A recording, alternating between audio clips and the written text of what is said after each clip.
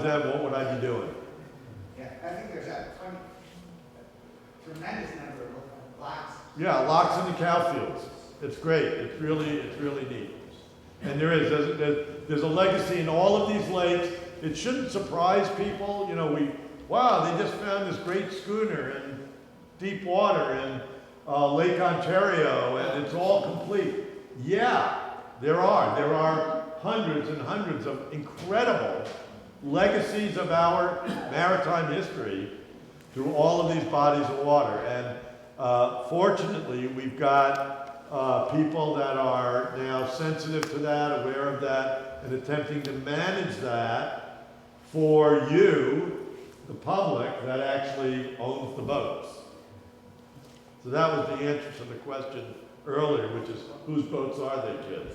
They're really your boats, and the managers manage them on your behalf. Thank you so much. Oh, Brian. Question for Len. Len, you had the opportunity to visit the site yesterday where the aqueduct is. You had not done that prior to Yeah, being it. yeah. Having seen the timber sticking up out of the river and the whole landscape, is there anything you would have done differently in your painting? I was talking to Mike about that when we were out there, and because he said, you didn't come here before you did the painting, you came here after you did the painting. And I've done that on many projects where I could go visit the site, but I didn't. I painted it first. I know this is sort of, scary because I could go there and, oh my God, it doesn't look anything like what I did. But I've worked hard enough at trying to figure it out that I'm usually pretty close. But it's a strange feeling, Brian, because when I've gone to these sites, it's like my first feeling is I've been here before. Even though I'm in the real place and the other place is only in my head, it's like, oh my God, that was over here, this was over there, and I can start to picture those things there. Like Mike and I were talking about the barn in the painting. And Mike was saying it was right over there. And when he said it, I could see that building over there. It's been such a great experience. I have a question for you, Art. I asked you yesterday, what happens if you find human remains? Well, when I talk about finding the boats is easy, managing the boats is not. Part of it is asking those kinds of questions. How do we address the proper treatment of human remains in an accident scene? And we are very much sensitive to that and want to do the right thing. So working with the New York State Museum and the people at the New York State Historic Preservation Program and other states, what have they done? How have they figured it out? The feds have programs similar. We try to work out a thoughtful and respectful protocol. I mean, I tend to minimize activity at sites where we think there could be human remains. We certainly don't consider them eligible for underwater preserve sites. They're grave sites. So we really try to be logical and err on the side of being respectful. I put up a slide earlier about the Dunkirk schooner fight. And I said that there was a literal fight over that. Actually, Mark was involved in that when he was working for New York State. And this was a group of salvors who were trying to invoke salvage law as the legal principle that gave them the right to claim ownership of that boat in New York waters within the Great Lakes.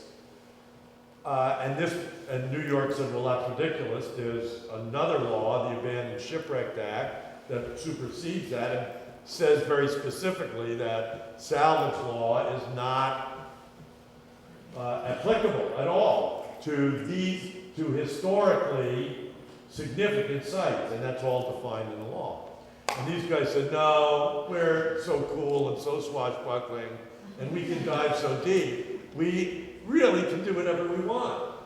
And we're going to take those, we're going to get a permit. They forced the state into giving them a permit. And in that permit, there was a written set of regulations. Should you find human remains, you will stop. Because they were going to be excavating in a cabin. They had a bogus reason to do it, but they made it sound respectful. And so the permit from New York State Museum said, should you find human remains, you will stop your excavation, you will notify the New York State Museum and the authorities that are issuing this permit, and we'll figure out what happens next. Well, they did find human remains, and they didn't tell anybody, and they blasted through them, and they joked about it, and they wrote little jokes in their logbooks, and when it came to court, that's why they lost, in my opinion. Because they were disrespectful and improper, and it was setting all the wrong precedents and tones, and I credit New York State with having the gumption to take them to task, and those guys defeated themselves. And I won't bore you with this story, but I'll tell it later if you want.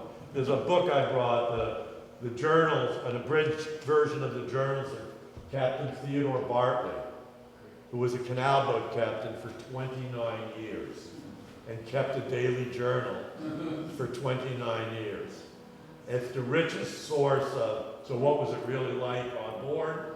What was it really like to try to make a living? Very thoughtful reporter. And part of what he gave us in his record was introduced into the court to help defeat these guys. So it's a great story. Anyway. So now that we're winding up, I'd like to say how much fun I've had here, how much I've enjoyed meeting the people who live here, how much I enjoyed yesterday when Stan and Cheryl and Mike, we all went on that trip over to the aqueduct. I enjoyed meeting your children and your grandchildren yesterday. We did a program for the high school kids here yesterday. We did a program here for the fourth graders of your town. And I have had a blast with all of you. And I really thank you for coming out today to see us. And maybe we'll see each other again sometime in the future.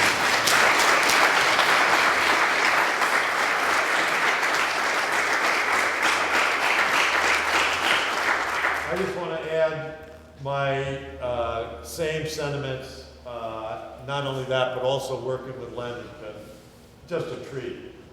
But I also want to make an observation, because, I've been in the museum business for a long time. What these guys have done in taking responsibility for that heritage park, and what these guys have done by taking the risk and acquiring this building, attached to a Clinton's to hitchhiking conductor. It's really amazing. And what you volunteers have done in preserving the heritage of your community up and down the line, that's to be celebrated. And I thank you for that.